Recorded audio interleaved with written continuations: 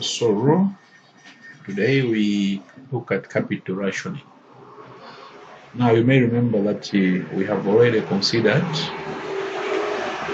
other uses of DCF techniques, such as we saw how to use the DCF technique in asset replacement decisions and also lease or buy decisions. But the third application of capital rationing is the third application of DCF technique is in capital rationing. So what is capital rationing? Well, capital rationing refers to a situation where a company has limited amount of capital to invest in profitable projects which it has identified. So with several projects and the NPV is positive, and ideally you'd want to undertake all these projects. But you have one challenge. What is the challenge? You do not have the money. So then you face what is known as capital rationing. You have insufficient capital. A common exam question here is you explaining the types of capital rationing that we have. So we have got two types of capital rationing, and these are soft capital rationing and hard capital rationing. So, what is soft capital rationing? Soft capital rationing is a situation where a company has insufficient capital, and this is caused by internal factors. And some of those factors include: one, fear of loss of control to outsiders, resulting into reluctance of management to bring in equity finance. Two, fear of dilution of EPS.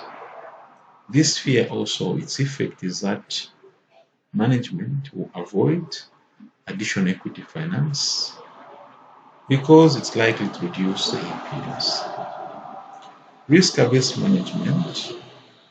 management that does not want to take additional risk. The effect of this is that they will avoid debt finance. The last internal factor could be just strictly adherence to capital budgets. Management doesn't want to spend beyond the capital budgets. But in addition to these internal factors, we also have a set of external factors, factors arising from the environment within which you operate.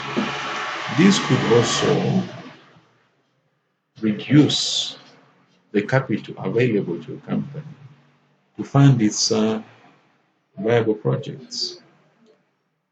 There are 4 points here. Number one, depressed stock markets. When stock markets are depressed, like it's happening now, it becomes very difficult to persuade investors to buy shares and bonds in a company. Number two, through monetary policy, the government may strictly control banking activities to the extent that the bank may not be able to have enough money or liquidity to lend to various organizations. Also, it could purely be bank policy, where the bank has got internal policy of not funding certain sectors for different reasons.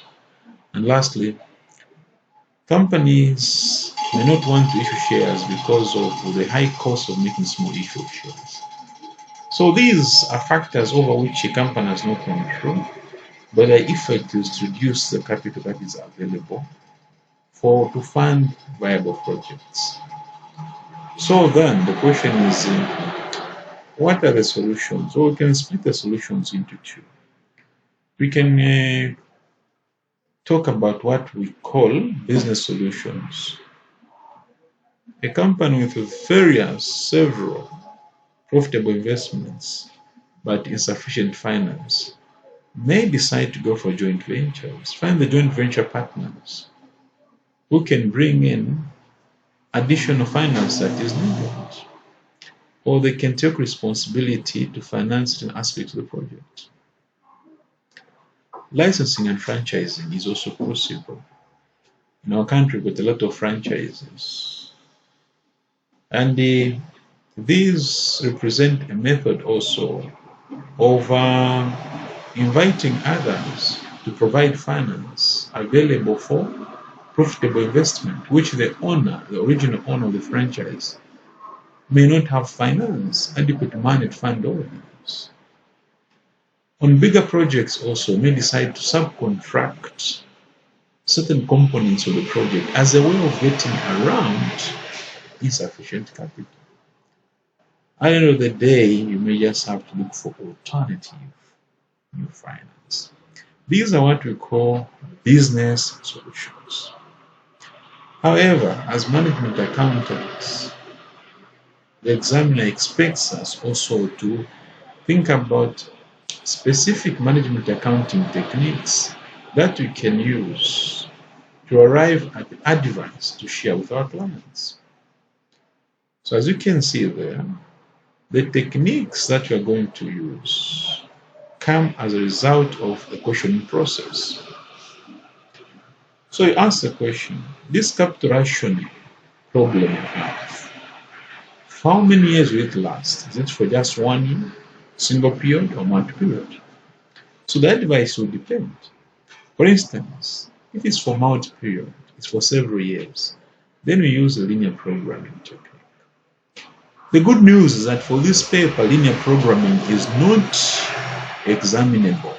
All you need to know is to realize is that yes, if we have got money, we don't have sufficient money for several years, we may have to use a linear programming technique to know how much money to put in every project.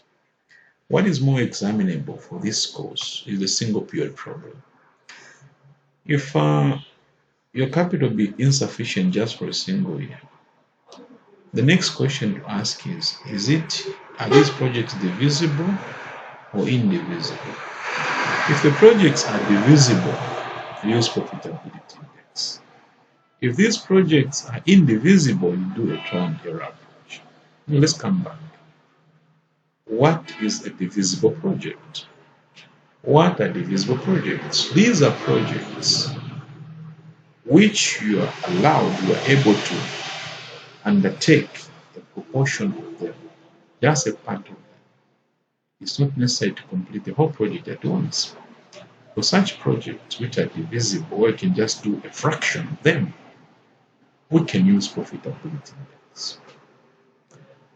But if the projects are indivisible, you can't split them up, then you have no option but to do a trial and error and try to see a combination of projects which is the most profitable. Now, remember, this topic is called application of DCF. So under single period, which we're expected to know and carry financial analysis, we are going to use a DCF approach, discounted cash flow approach. That's the approach that we're going to use. What we do now is we're going to take a question so that we illustrate the use of DCF when we have got a single period, projects are divisible, use profitability index, or projects are indivisible and use a trial and error approach. Thank you for this portion of our discussion.